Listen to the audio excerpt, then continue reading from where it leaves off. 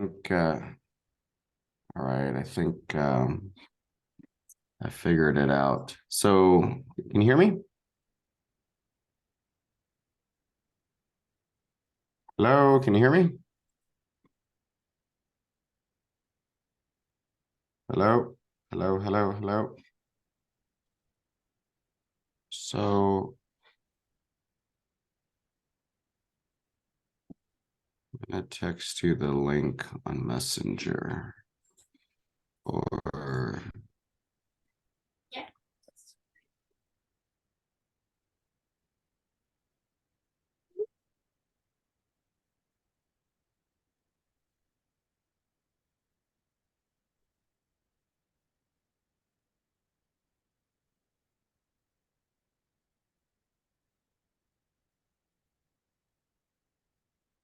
you want it on Facebook Messenger? No, I got it. I just emailed it to myself.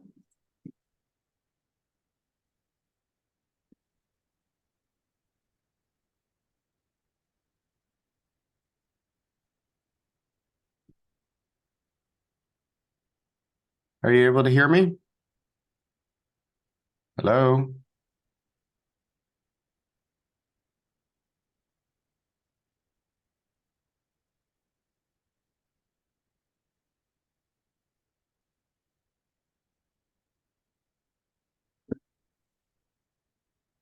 Are you able to hear me? Question mark.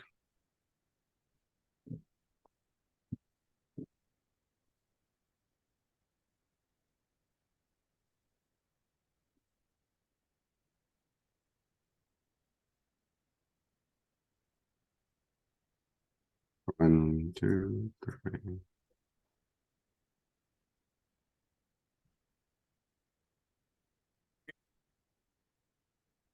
Can you hear me? One second. Hear you. Hold on a second.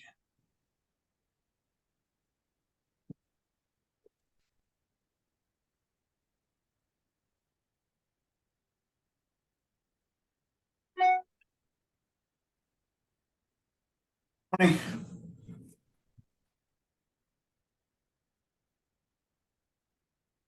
Can you hear me now? Yeah, I can hear you. Okay, Can you hear perfect. me?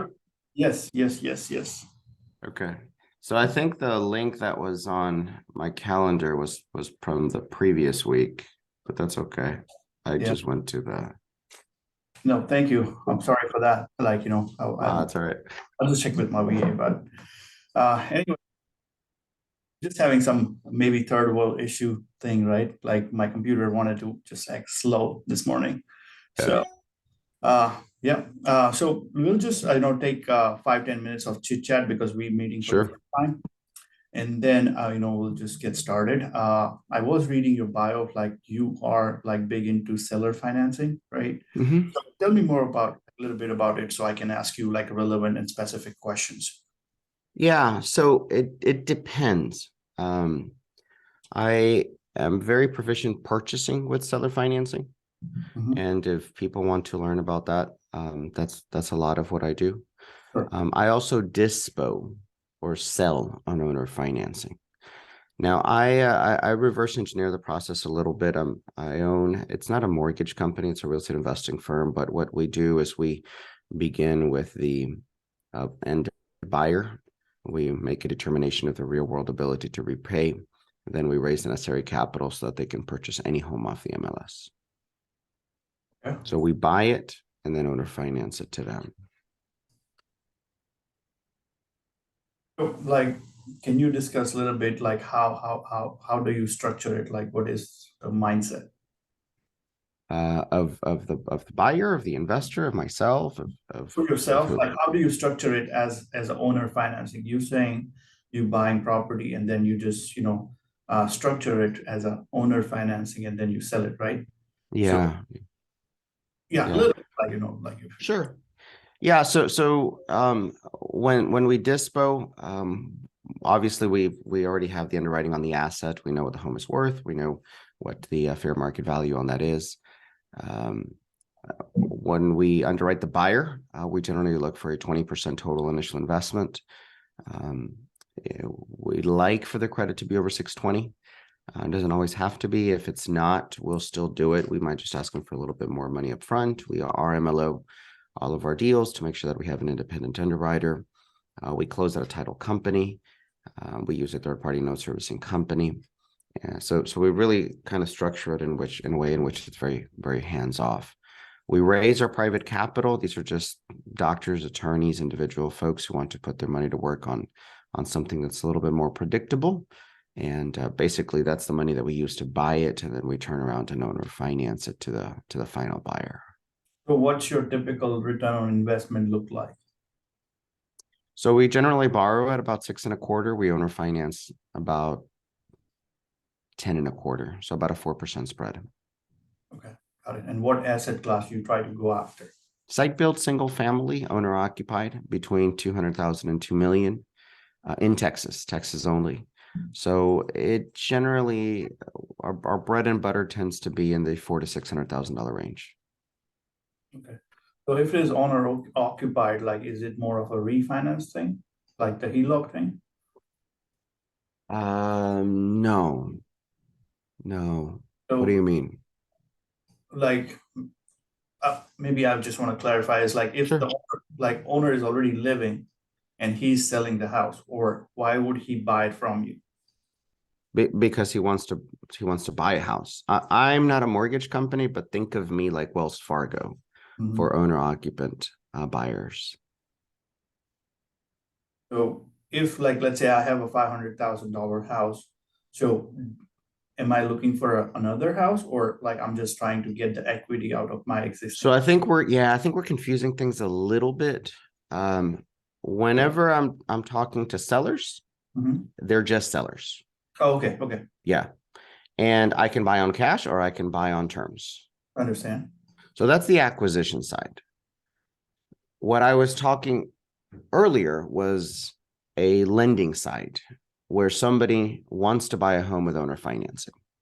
Okay, understand. So it's a little bit, and I know it's a little bit confusing because it's kind of the same phrase, seller financing, owner financing. Mhm. But one is the acquisition, I'm buying. The second one is I'm lending. Understand. Okay, Yeah. I don't know what exactly you do, so No, apologize. it's okay. It's a very niche. It's very it is a little bit confusing, and I apologize for not, coming in a little bit earlier to kind of get to know each other Yeah, exactly. a So, little bit. at least I don't want to ask you, like, like stupid questions in the middle of interview. I would. No, that's not. We'll have a good time. That's not a So, concern. uh, A little bit about my background. I've been in real estate since 2017. And over the years, I've become, a national speaker on the subject, both of purchasing with seller financing as well as disposition with owner financing. So I'm very familiar. I've probably been in maybe 100 different podcasts. I've probably spoken in stages of 6, 7, 8, 9,000 people at a time, including lots of boards of real estate agents in San Antonio, Austin, Dallas, Fort Worth, and Houston. So I'm okay with questions. That's not a problem. nice. I think people are already joining in, so let's get started. We'll just count to 3, 2, 1. Good morning, everyone. Thank you for joining this morning. And we have Dan in the house, and he is the guru for seller financing and real estate in general. He has been very well known in the real estate community for being a speaker, subject to creative financing, primarily focused, but he has a deep experience in real estate. So we will be discussing, a lot about it, but the theme of the topic is, passive investing and how to retire rich. So we'll be asking relevant questions about that, how real estate help you to get financial independence, because this is what this show is all about, is helping people learn how financial independence is important. Either you invest passively or you start doing active investment. But there's a journey that everybody takes, like including myself. When I started, I didn't know nothing, like maybe limited money, and so we want to learn from those journey, like those successful journey, and pass on some important messages. So let's start with, you, Dan. Like if you can introduce yourself and, we can go from there. Absolutely. It's a pleasure to be here. My name is Dan Diaz. I was originally born in Mexico City, raised in San Antonio, Texas. So I like to say I'm, born and raised in San Antonio. That's really what I know as my hometown. I love it here. If you've never been here, come on down. It's a great, great town to visit. It's a great town to invest in. And overall, Texas, I think, is a really, really great state. By way of introduction, a little bit about myself. I began my real estate investing career in November of 2015, actually, 2015. And I didn't know anything, really about what I was doing. I didn't know the terminology. I didn't know the processes. All I knew is that I had encountered a situation where a lady had a home that had no equity. She couldn't sell it off on the market. And I knew that there was an opportunity both to help her and also to purchase the property. Little did I know that that was called subject to property acquisition. At the time, I just thought of it as, hey, you got a problem. You can't afford the monthly payment. I got a solution. I can afford the monthly payment for you. Let me go ahead and buy it. And I figure that I can probably get someone else to pay me a little bit more per month, as well as the down payment in order to buy it from me. So I didn't know a lot of the terminology, but I knew that there was an opportunity to help someone and learn a little bit about the process. So I did went ahead and purchased the property and kind of helped her out. That was a subject to property acquisition. I basically took over the mortgage. I didn't know that was the name. And there was a lot of lessons there. I'm happy to share those, but it was a great deal. It took me about 9 months to dispo. And there's a reason it kind of took me that long, because I bought in an area where you shouldn't buy, and I bought an asset that you shouldn't be buying as an asset. But again, you don't know what you don't know. At the end of the day, it did generate me a little over $80,000 in upfront profit, and it's generating about a $400 monthly spread, and it'll continue for the next 30 years. So that was kind of it was the first deal, and it was the catalyst to really pique my interest into the world of owner financing. So that's a little bit about my background. Nice. So, like, just help us explain, when you achieve your financial independence, what it means to you, and how do you interpret or help somebody else achieve the importance of financial independence in this world, like where everybody's trying to sell a loan, right? Mm-hmm. Yeah, that's a great question. So the mathematical equation that I ask and I require my students to do is this: how much money, and it's just a reverse engineering, how much money do you need per month to take care of your bills? That's the first step. We're not talking about wealth yet. Just how much money do you need per month to take care of your bills? So let's say the answer is maybe 2,000, 3,000, 4,000. Those are common numbers. We go ahead and break it down. Okay, so if you need $4,000 per month to take care of your bills, to take care of your monthly expenses, once you find a vehicle that pays you those $4,000 per month passively, then congratulations, you're retired. You've achieved financial freedom. You might have not acquired wealth at this point, and it's okay. That's step number 2 or 3.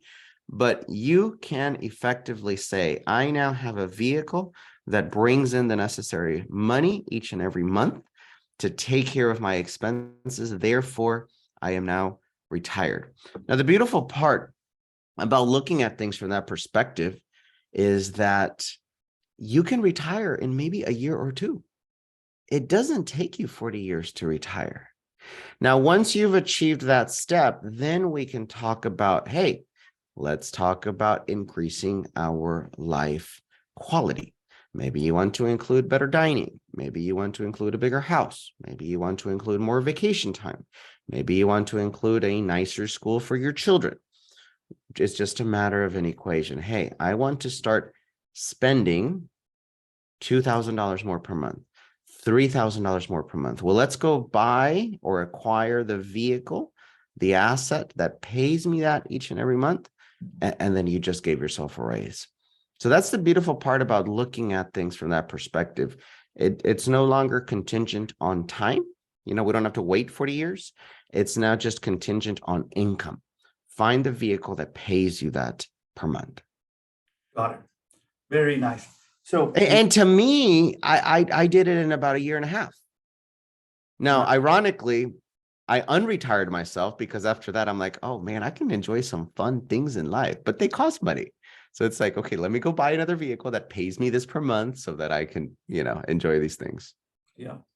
Yeah, you see, like, life is always like on the go kind of thing, right? So I still remember like the first investment I did was a passive investment. I just did like invested $100,000 on the people that I don't even know, right? I just met them like a couple of weeks ago, but that was my first rodeo where I just wanted to get started. Like, I was hated being a sideline. So I was so desperate that I just invested, and like, frankly, it turned out to be good, but there were some Good. definite learning lessons that I learned. And, but the horror story was there was like that deal had a 42 GPs.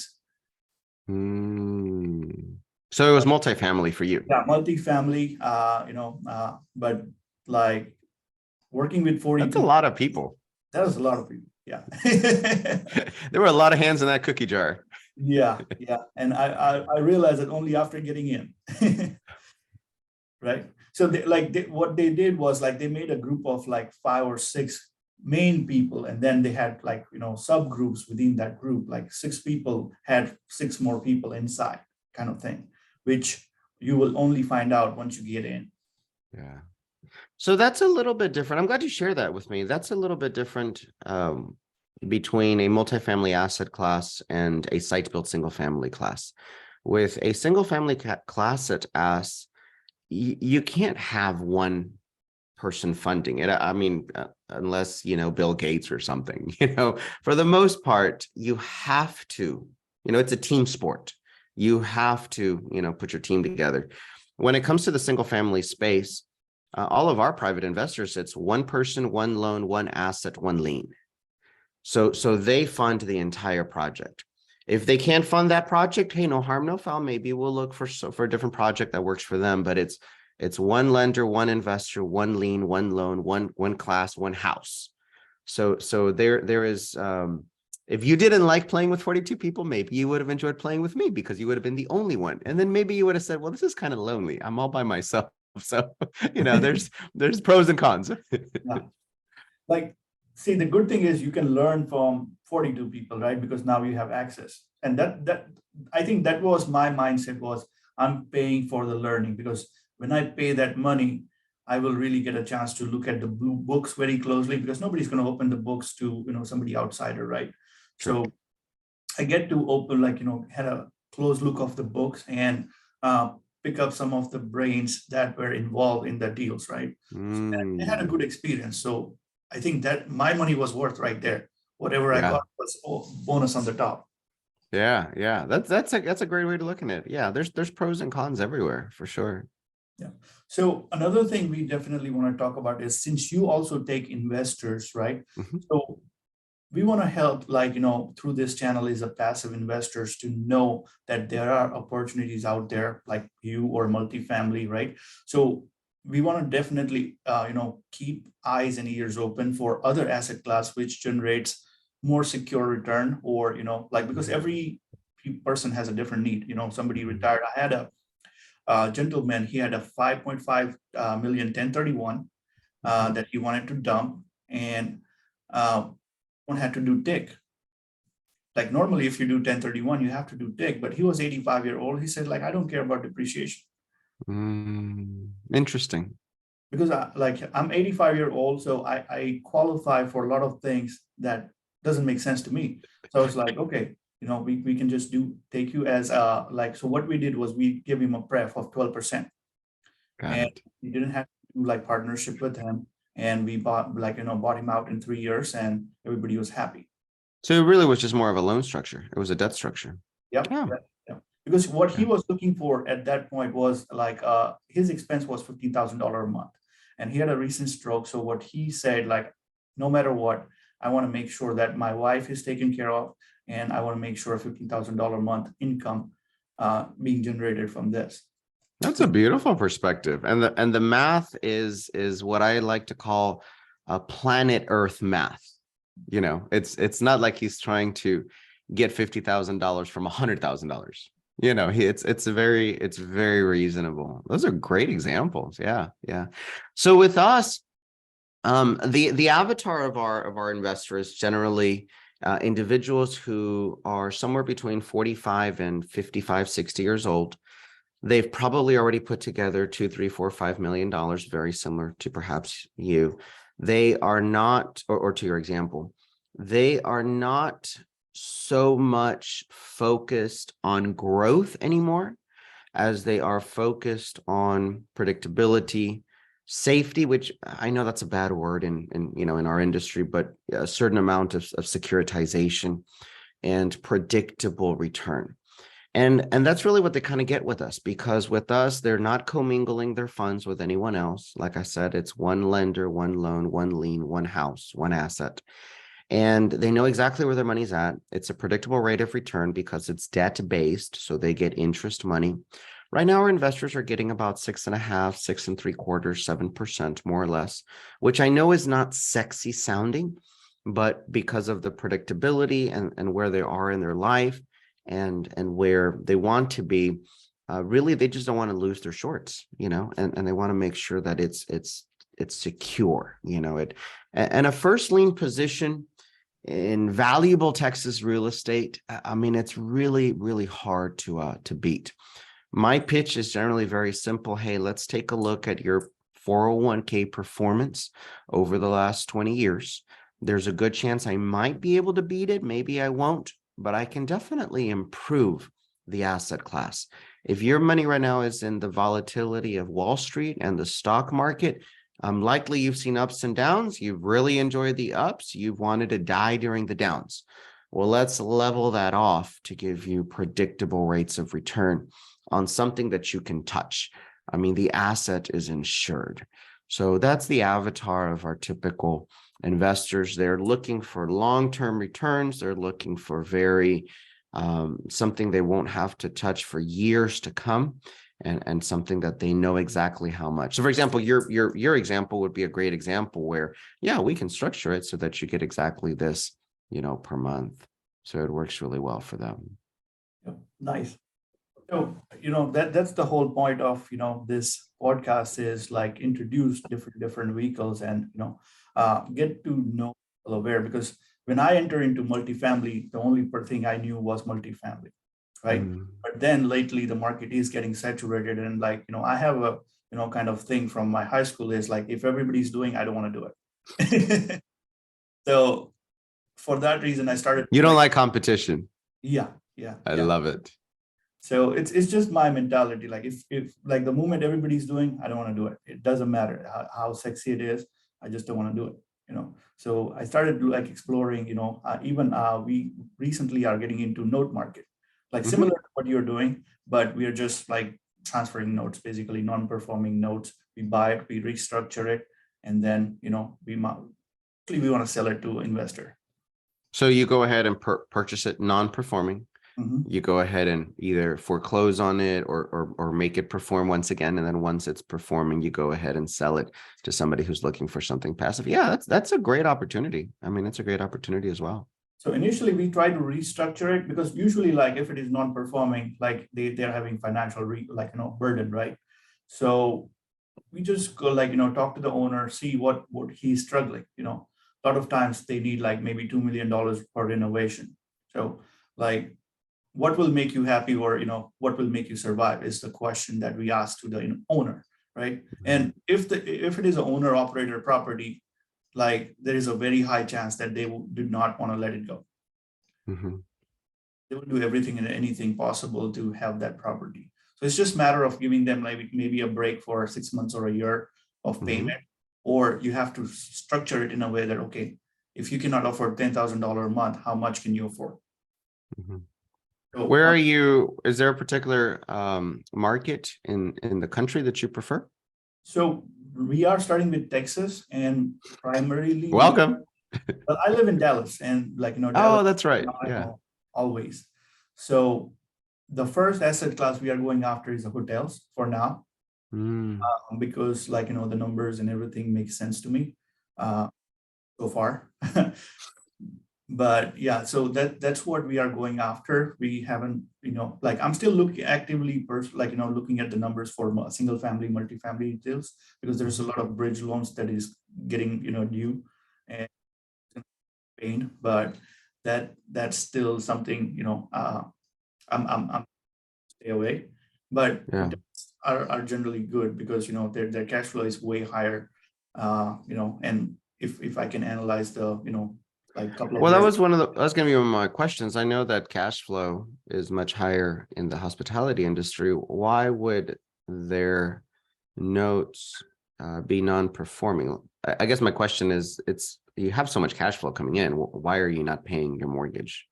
So From one, your experience, I mean, yeah, obviously you've one seen simple different things. example is like, so there was a DoubleTree hotel here in Dallas. Mhm. It's a $20 million hotel. So when in Texas, we have like blizzards, right? So in 2020, I think 2020 was the bad one, right? Or 19. Yeah. Yeah. 2020, I think. Yeah. Yeah. 2020 was the one, like the bad one, plus the COVID. Yeah. So what happened with this gentleman is like, he's owning this $20 million DoubleTree, and the pipes burst February. So he had Mm. like a good size damage in his property on the top of COVID. His property was technically closed like almost 2 years. Oh, wow. Okay. His numbers are down. So there was no cash flow during those 2 Yeah, years. yeah. So he was just feeling the pain of paying the property taxes, because you still have to pay property taxes of $20 million, right? And like by end of 2020 and starting 2021, so we bought it like, I think, starting of 2021. By that time he had enough time and he tried everything that was possible to salvage the deal, and then it was just becoming like kind of non had to go in and buy it. We bought it for like 30% discount. So he basically needed like $2 million more to fix it. And then we just gave him a 6 months of break, and then he started paying again. Very nice. Very nice. So really you kept the same borrower in place. Yes. And I would hope he gives you free hotel rooms for the rest of your life. Well, at least he will remember me for his rest of the life. That's I think that is a good reward. You got to throw that in the contract. Come on. Loan modification includes free hotel rooms for me for the rest of your life. If he doesn't, then like he knows that there was a point I could have just foreclosed his property. If I didn't, then there was a reason for it, right? Yeah, for sure. That's a totally different asset class. I am not proficient in anything beyond site built single family. Yeah, I can kind of understand, especially if it's like the small, 16 or under multifamily, small asset. I can get glimpses, but I'm not confident, into these big, huge deals. I am a firm believer in that the riches are in the niches. I understand site built single family. I can move them. I understand them. We're not huge, right now we're sitting on a little over 52 million in notes. We kind of just truck along. We do about 1.5 million, 2 million every 4 weeks, which is only like 4 or 5 deals a month. It's not huge, but I'm very confident in the niche, that we have. I'm very conservative on my underwriting, and, knock on wood, we haven't had a single foreclosure. We've had a couple of deeds in lieu, and we have had to restructure, a couple here and there, but we haven't had a single foreclosure. So I'm happy. Nice. I'm real happy. So are you like going all over, like, including Dallas, Austin? All over Texas, Texas. Yeah. Obviously we prefer the larger cities, San Antonio, Austin, Dallas, Fort Worth, and Houston. But we do everything from 200,000 to 2 million, and 2 million is not like, I'm not capped there mentally. I'm just telling you the largest one we have. So we kind of stay within that range. 80% of our deals are in the $400,000 to $600,000 range, and they're just nice homes in nice neighborhoods. if I have to foreclose and I get stuck with them, I don't mind. Yeah. I mean, these are beautiful homes. Got it. Okay. So another important question that we all want to know is like your mistakes and learning. Oh, yeah. Yeah. I'm happy to share those. So when it comes to mistakes, let's go back to the first deal, because although it sounds really sexy, hey, I made $80,000 in upfront profit and a $400 monthly spread, there were a lot of mistakes. And I can summarize the mistakes in probably doing something that most people don't do. Most people overlearn, overthink, and don't act. I'm a little bit different. I overact and then I figure things out. And there are some mistakes that I made from there. One of the mistakes that I did was not doing enough due diligence on the actual asset that I was buying. I was buying a double wide mobile home on 10 acres in Elmendorf, Texas. And if you don't know anything about site built single family homes or the single family market, A, you should not be buying mobile homes. B, you should not be buying 10 acres. And C, you should not be buying in Elmendorf, Texas. So all those three things kind of combined to really kind of create a funky situation. I don't know if you remember at the beginning, I said it took me 9 months to sell this property.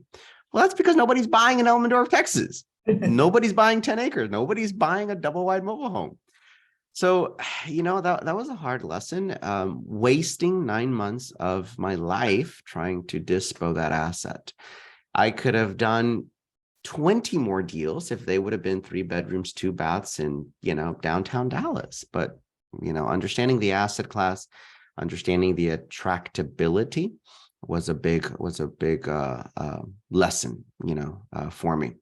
The second lesson that I do like to share that just kind of happened to me is you do need to do your due diligence in regards to what are you getting yourself into. That's a mistake that I've made several times. I feel that I've got this like zeal that I can conquer the world and it doesn't matter what comes in my face, I will overcome it. Unfortunately, I have overcome them, so it doesn't help me. But I do realize that when you don't do sufficient due diligence in regards to the asset, in regards to the people that you're working with, and in regards to the nuances, what are the challenges in this area? For example, I can think of, would I be comfortable being together with 42 other people in a deal? Maybe the answer is yes, maybe the answer is no. It doesn't matter, but I need to be aware of those things. If I'm buying in Elmendorf, Texas, do I want to be there? Do I know how to dispo it? Do I know how to do it quick enough? If I can't do it quick enough, do I have the liquidity to handle and hold the asset during that time while it's vacant? So all of those little things, have been a learning curve. For me, also a learning has been the fact that I am an action taker, but I am not a task doer. So if your personality is like this, you got to write down your to-dos. I'm buying this property. What are the steps in my due diligence? What do I need to look at? Scratch them off. Make sure you do them. Make sure you understand them before you move forward. So for me, one of the biggest challenges is really just understanding my personality. What are my strong suits, but what are my challenges? And make sure that my challenges are somehow taken care of either by myself or someone else. That to me is a big learning curve. And what makes you choose real estate over anything else? Because for us, life throws everything at you, right? So what makes you pick real estate comparing anything else? Let's just say stocks, right? So there's so many other things that you can invest.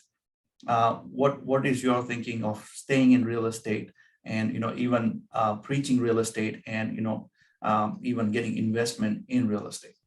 Yeah, great question. So a couple things. One, I like control. I like to be able to control the outcome. And maybe that's one of the reasons why I'm not fully invested in multifamily, although I do understand the returns. In multifamily, I have to play with other people, and therefore I lose control. I love control. I love the ability to be able to take something and my changes, my adjustments, my input can change the results. I can't do that with stocks. I have zero control with stocks. I'm simply a passenger on a Titanic boat, and either we're going to make it to New York or we're going to sink, but I have no control over the outcome. That's one of the things that I don't like about the stock market. Something that I don't like about other asset vehicles that I really do like about real estate is, for example, I remember a video that I heard from Warren Buffett, and he's criticized a lot because he doesn't invest in gold, and he talks against gold a lot. And there was this one interview where they asked him straight up, and he says, all right, there's a lot of people who invest in gold. We know you don't. Why not? And he laughed a little, but what he said really resonated with me. He says, well, whenever I look at something, I like to think big. So let's think big on gold. Let's say that I were to be able to buy all of the gold in the world. It's estimated that right now there's about $3 trillion worth of gold sloshing in the markets in the world. So let's say I have $3 trillion and I buy all the gold in the world. And of course, I want to put it together. So I melt it and I'll have a pretty shiny cube. It's going to be about 60 feet tall by 60 feet wide by 60 feet deep. It'll be pretty. I can look at it, but at the end of the day, it won't do anything for me. It won't feed me. It won't protect me from the elements. I can't really do anything with it. So I'm going to have a shiny 60-foot cube and nothing else. Now, what could I do with those $3 trillion? What other things could I do with those $3 trillion? Well, I could buy all the available agricultural land in this country. And if I manage it well, I can go ahead and feed the world. And when I feed the world, I'm pretty sure that people are going to pay me good money for feeding them. So when it comes to asset classes, one of the things that I look at is it a needed commodity? Real estate is a needed commodity. Is it going to pay me every month? Real estate is going to pay me every month. Is it likely to appreciate? Historically, it is going to appreciate. Is it going to give me tax benefits? Absolutely, when it comes to real estate. And when it comes to real estate, we can even break it down. For example, you're into multifamily, I'm into single family. Why do I choose single family specifically? Because of the control factor. I have much more control over the outcome of that situation. So for me, real estate really ticks off all of those marks that stocks don't do it, cryptocurrency doesn't do it, gold doesn't do it, a lot of other commodities doesn't do it. I'm not saying it's not for other people. I'm just saying it doesn't do it for me. Got it. So, like I know you have your own, coaching programs and things like that. So just share like some of the lessons that you try to teach to your students.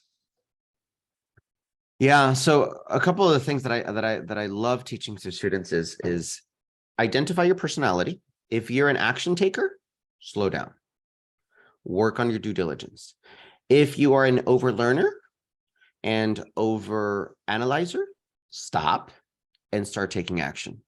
So understanding your personality is probably the first step that I do with my students. And once you come to the realization of what your personality is, work on the opposite a little bit. Work on the opposite. If you need to be taking action, get on the phone with 100 sellers. If you need to take action, get on the streets and put 100 bandit signs. Now, if you're an action taker and you're not too much of a thinker, I go ahead and say, hey, why don't you analyze 100 properties? Don't even make offers on them, but just analyze them. So kind of analyzing what your weaknesses are to me is very important to create a balanced situation. Now, once you've understood yourself, there is no, I'm not a believer that if your personality is not inclined to do one thing, that you should force yourself to do it. You should focus on your strengths. However, you need to be aware of your deficiencies and hire them out. So if your deficiencies, for example, is action taking, hire closers, hire action takers, hire high energy people. If your deficiencies are checking off due diligence items, hire underwriters, hire into people who can analyze your database and give you metrics. So just kind of be aware of that. The other thing that I teach my students is this. I don't know if you know this, but have you seen the Olympics, how some of the skiers, they go down the mountain and it's just amazing how they like go and they miss the trees. Yes. And we've never heard of an Olympic competitant that hits a tree. And it's like, how do they do it? Well, I learned something interesting about how they train. And I think this can be applied to life. Instead of training themselves to think, don't hit the tree, don't hit the tree, don't hit the tree, they train themselves to think, stay on the path, stay on the path, stay on the path. Nice. It's this subtle difference in training that makes all the difference in the world. Why is that so? Our brain is not created to register the negatives. I'm going to say that again. Our brain is not created to register the negatives. What do I mean by that? If you tell someone, don't think of an elephant, 9 out of 10 times the thought of an elephant, even though you told them, hey, you could think of anything else. You could think of a printer, a table, you could think of a city, you could think of an experience, you could think of nothing. All I told you was don't think of an elephant. But the brain does not compute the don't. All they compute is the elephant. So they go to an elephant. That's the reason why the Olympic trainers don't train, don't hit the tree, don't hit the tree, don't hit the tree, because if they would hit the tree. Yes. Instead, they train themselves, stay on the path, stay on the path, stay on the path, so that their brain, all it does is it stays on the path. What's the application with my students? I tell them, listen, don't focus on the negatives. Don't focus on, don't screw it up. Don't mess up. Don't fail.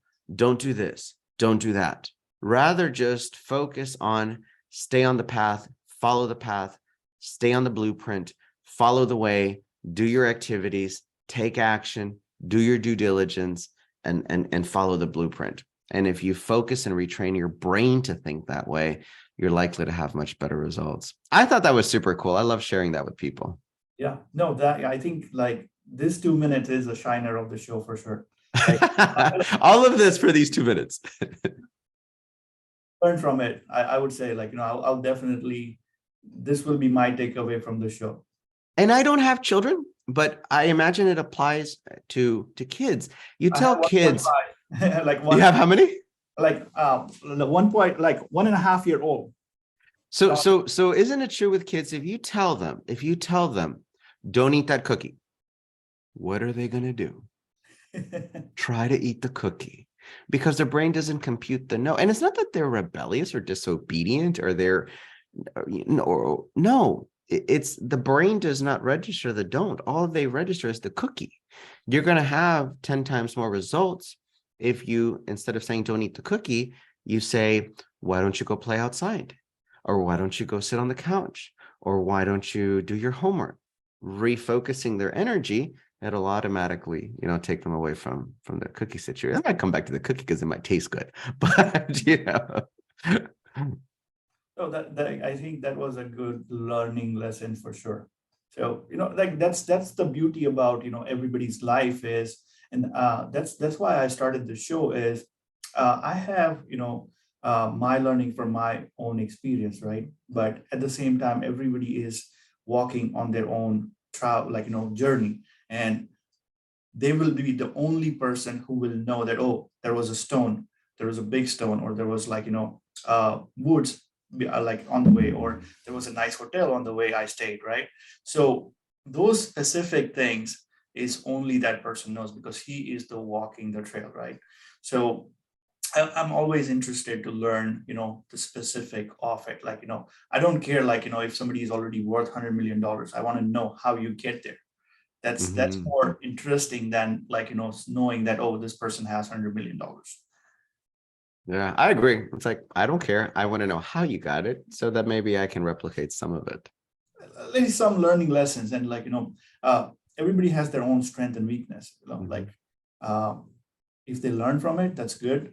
It's always good for you, if you learn from somebody, but it never means that you are going to replicate me or you just by watching me talking on subject or topic, right?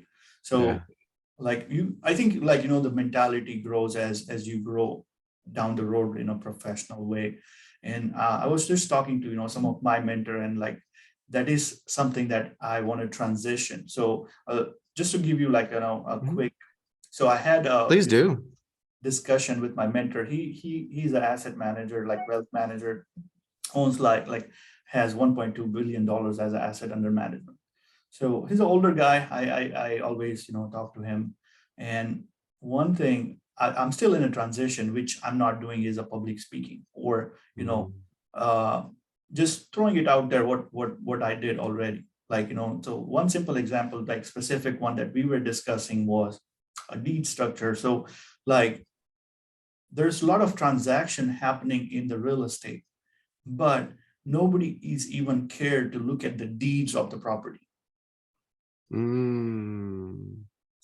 Like, so you own so many properties, how many deeds you looked at? Yeah, that's a good question, because we don't normally look at the deeds until we are pretty deep in the due diligence. Exactly. So if I take a shot in the dark, that's a good question. But if I take a shot in the dark, probably no more than 800. I don't think so. Yeah. So what I mean by that is, And I like, definitely did not read all of them. so the I point, will say that. yeah. So the point is, like, everybody's so focused on numbers. So even I was at some point, but one incident specifically happened to me, and that was really eye opener. And after that, I'm not even looking at the numbers first. I want to look at the deed first. Really? Tell me more. I want to hear about that. So, like, this was like, story in 2019. So this was like, I think, my third property we were buying in Dallas. It was 230 units, multifamily. We wanted to buy. So I had all the numbers. I was doing underwriting, and like numbers were looking great. We wanted to do value add, just a straightforward transaction. So along with the package of the property, the realtor sent me a deed paperwork, which I usually never get. What you get is called rent and financials. You never Yeah. get deed property, like deed. Like why you want to, like have a Yeah. deed document? You want to review it, right? So Was this something you requested, or it just came in the packet from him? he just added like in the package. Okay, cool. So what I was looking for is a T12 and rent growth. Like Yeah. that's like, because I'm a numbers guy, so I always like look at the numbers. And I want to fix the numbers. But when I was reviewing, I saw a deed paper. I was like, okay, what is this? And then I saw, okay, like this is actual deed paperwork for the land, and I reviewed it. So what happened was, like the property was sitting in a zoning where they allowed a daycare inside the property. So Okay. now here's the story. So we bought it 230 units, and typically, like you just want to paint it, you want to rebrush it, and things. Yeah, yeah, make it pretty, rebranded maybe. So this particular, and it was only one sentence in the deed, just hidden bottom, that the deed will allow to have a daycare on the property. That's interesting situation. Okay. So what we did was, there was a, like, every multifamily has a clubhouse, right? So Yeah. there was a barbecue space in the back. So we just extended the clubhouse 3,000 square feet more in the back. Just take out the barbecue area and like put it somewhere else. And now we are leasing that daycare at $10,000 a month. Oh, so time out. So that clause that you discovered on the deed turned out to be a very good thing for you. It Yes. did not, it was not like a bad thing. Yeah, it was very. Wow. Okay. Okay. So along with, like, like pushing rents up and doing some like carports, those are the typical things people do. Is like, they put some carports, start charging $50, or they will Yeah. increase the rent by $50. But this was $10,000 a month income just by doing that. So now what happened was, everybody loved it, because now we have a daycare inside the property, so they don't have to drive and spare that 30 Yeah. extra for the daily commute.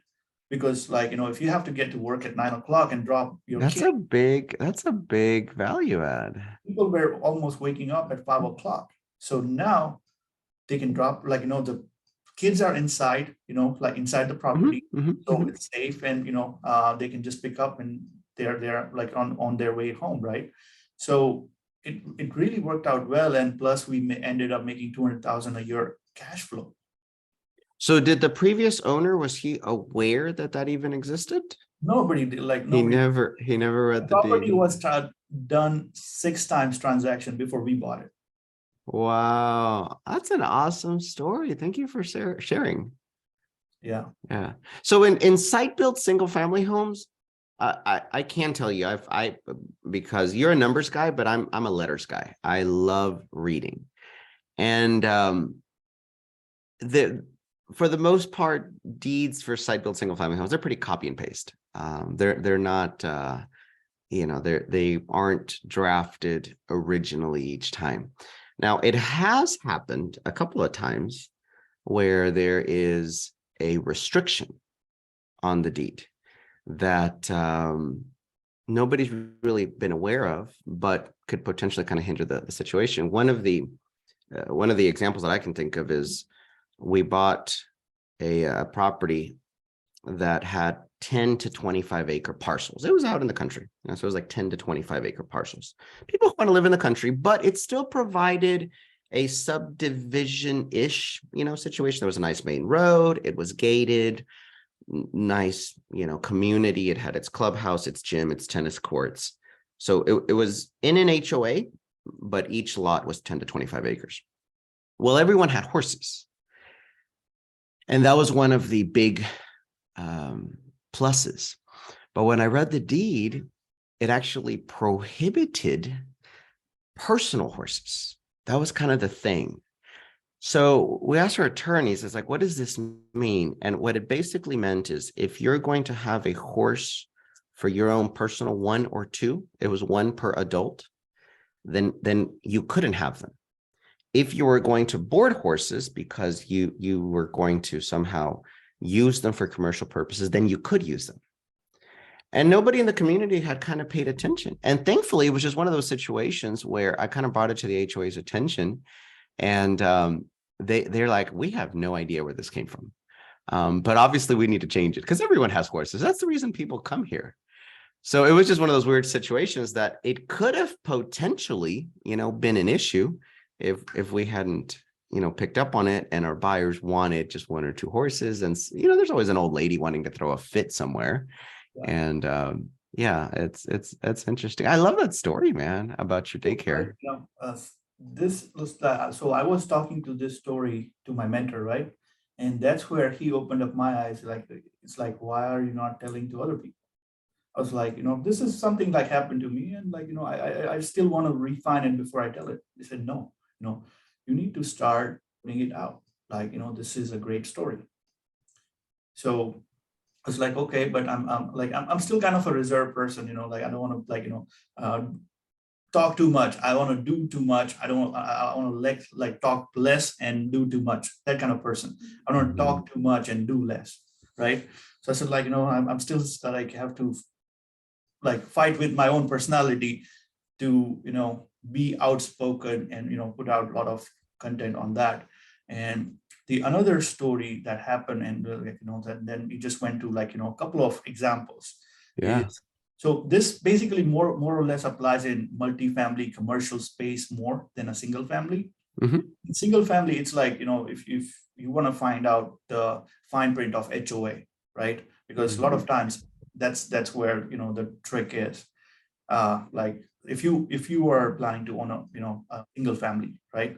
But so there was this second example that we were discussing. So, and this didn't happen to me. This was a common friend who always buy like a dollar store. So like real estate property of a dollar store, he always go after that. So it's not like, if you look at the numbers, it's not that attractive. Like he buys at like 4 cap and sell it at 5 cap, and it's not like pretty attractive. But yeah, not too much. That's his niche. He likes it. Like riches are in the niches. I mean, that's his thing. He knows it. Dollar, because it's stable, like nothing will happen to dollar stores. Like whether economy goes up, down, sideways, doesn't matter. That's true. that's his, theory that, dollar stores. So he was planning to buy this dollar store, somewhere in Texas. And he's already pro buying it. So it's like, okay, like, why do you want to talk to us?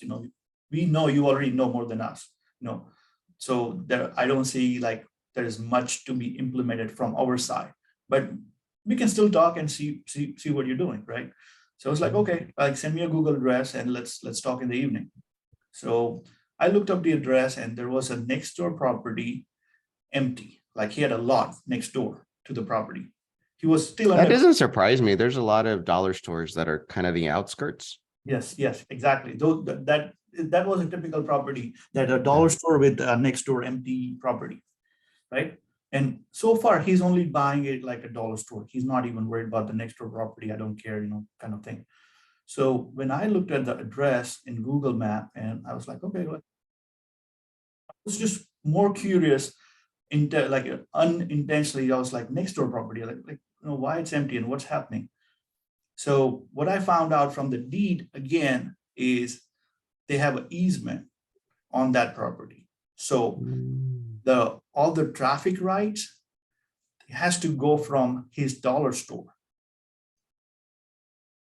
to that vacant. Yes, to property. the vacant land. So, yep, and that was Wow. the deed. So for that reason alone, whosoever buys the dollar store technically has upper hand on the next door property. Yeah. Right? And the owner of that lot was aware of it, but nobody else was, aware of that one. And he was just sitting for that reason that, okay, if I can have the, right of control, I don't want to build anything.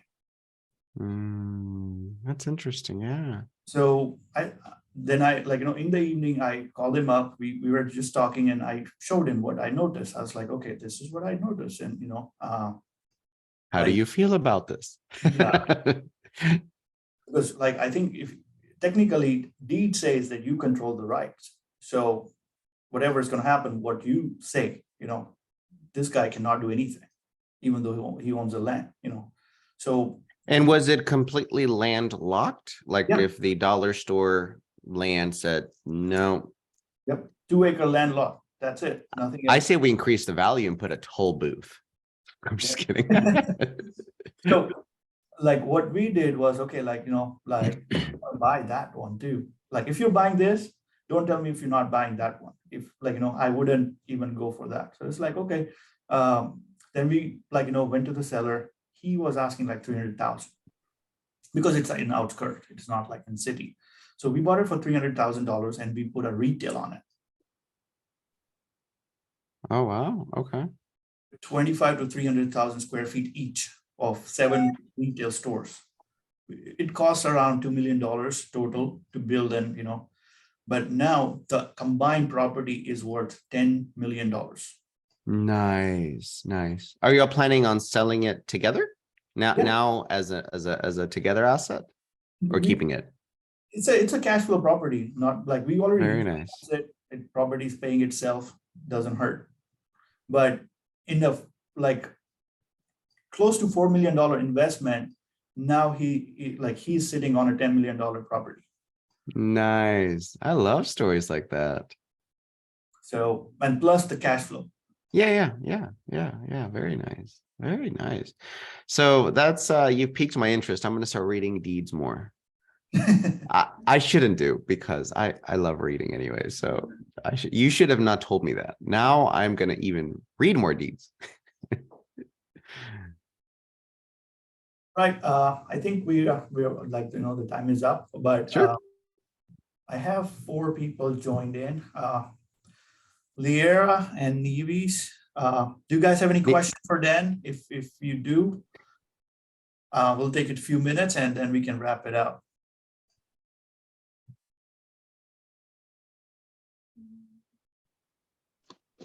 Hi, this is Leda. I just wanted to know, how do you go about finding your properties?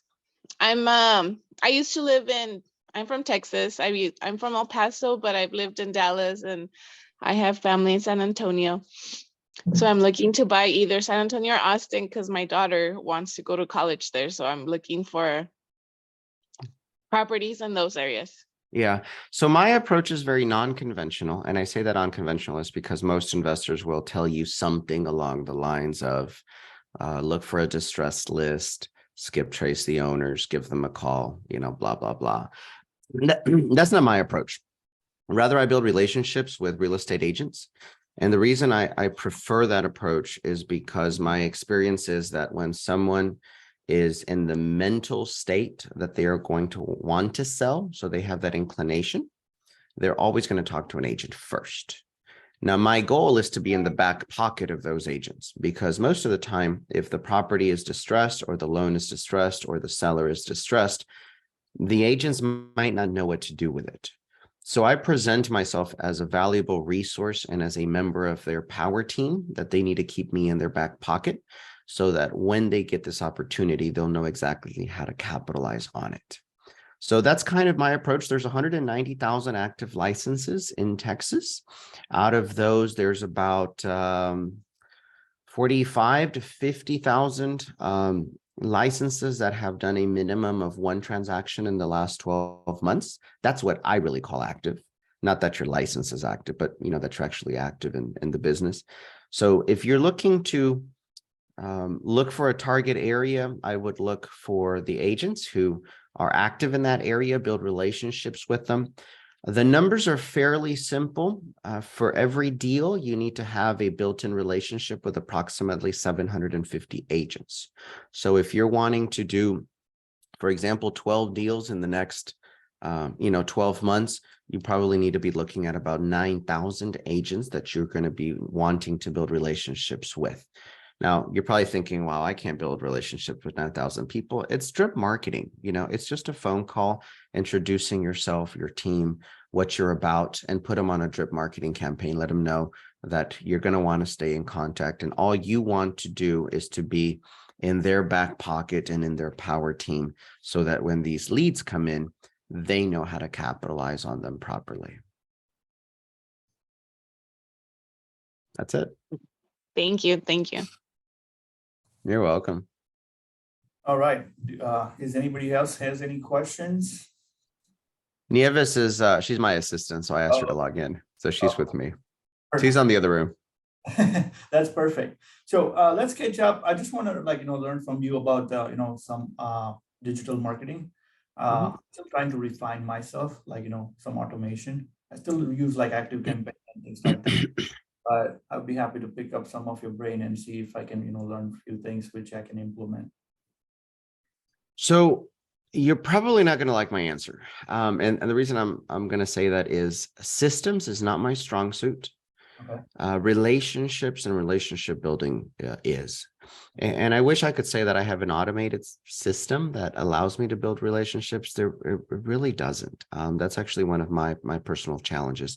Recently, we started looking into launch control. I don't know if you're familiar with it, but launch control is a pretty advanced, pretty high-tech approach to mass texting.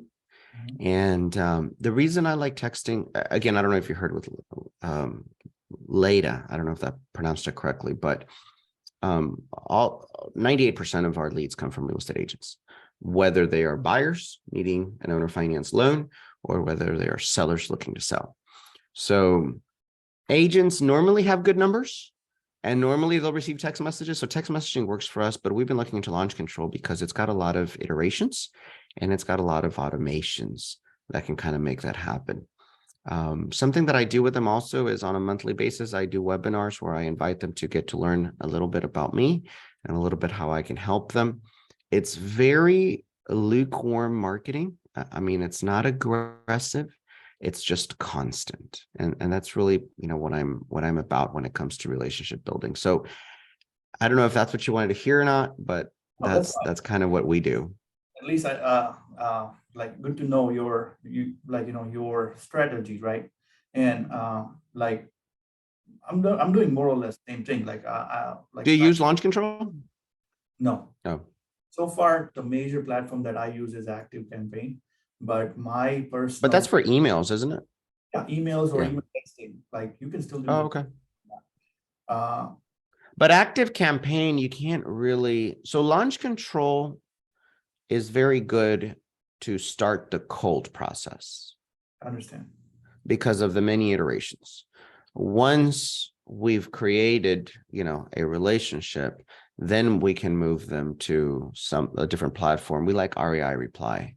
Mhm. REI Reply kind of works well, but you need to have some sort of relationship built Yeah. already. Yeah, so like same thing, REI Reply or high level. So High level, yeah, that's the same platform. like like cross feeding kind of thing, like just like act at Twilio. I'm not big on texting yet. Mhm. Mostly do email marketing, Mhm. but definitely this. So far, it's all personal relationship. Like people see me on Facebook and people know me, or I try to meet people, especially like wealth fund managers, office fund managers, things like that. Have you made any contacts with family office Yeah, I know, managers? like Richard. Do you know Richard?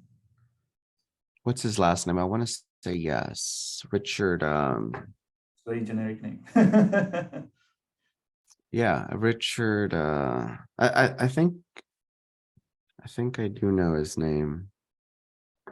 Was he at, do you know Tim Mai? Yes, yes, yes. Were you at the conference? Yeah, that's where we met, right? Yeah. Did we meet each other at the conference? No, I wasn't at the conference, but I saw like, like we were just talking to a friend and like, your name came in. But yeah, Richard was one of the speaker over there. Yeah, I think I met him there. Yeah, yeah, yeah. Yeah, that's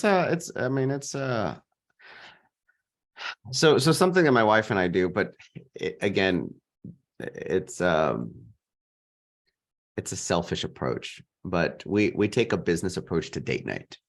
And we do, we could go to Sawgrass or Chili's, but we purposefully choose not to. So every once in a while, we'll go to a high-end steakhouse. We sit at the bar, we get an appetizer, but before we leave, our goal is to leave with each of us 2 contacts from people that are sitting next to us. And it's just shaking hands, kissing babies, making friends. That's the spirit of life.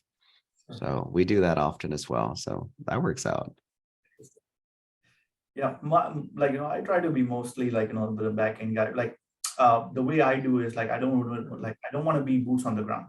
I did it for but I try to reserve myself finding deals, like finding money. So those are the 2 things I try to be good at, and I try to bring on the table. And mistakes. So now I usually work with like 4 or 5 people max that has complementing qualities and has some proven track records, and then we just go after a property and knock it out. Yeah, that's interesting. Have you ever done any capital raising dinners? Not yet. So yeah, before COVID, we did a couple. And then COVID happened. And it was expensive, but it was fun. So I'm a big foodie and I love wine. So if I can do anything that involves both of them, I'll even do it as a loss. So we did a couple of capital raising dinners and I think we did 2, but then COVID happened and we haven't done them again. One thing I want to do is a virtual summit where like there are a lot of multifamily summits happening, right? But nobody's talking about alternative class of assets like node buying or what you're doing, or even like RV parks, self-storage, hotels, motels, conversions, and like even like experience-based resorts. So those are the things I'm looking at right now. I'm actively learning, and I met a couple of guys who are already doing it. Be even a good level. So just want to assemble a team where everybody will get like an hour or 2 and try to introduce different asset class apart from multifamily. Let me know if I can help in any way. Sure. For sure would be part of it. Yep. I know you have a busy day ahead, but yeah, I think that's a good talk. Well, nice meeting you finally. I know. I think we had a little bit of a rough start in the morning. I'm not normally so I am a morning person, but I'm not a morning person for work. Usually I arrive at the office closer to 12. But I think we had a really good time, and I think we shared some really nice value. Would you do me a favor, if it's possible? I know that you recorded. Mind sending the recording over so that we can push it to our channel? Is that okay? Yep. So like, I'll just, like my VA is gonna do all the, prep, and then like it will be uploaded to my YouTube channel, and I'll just Okay. send you the link and you guys can download it. Sounds good. Awesome. Hey, I appreciate it.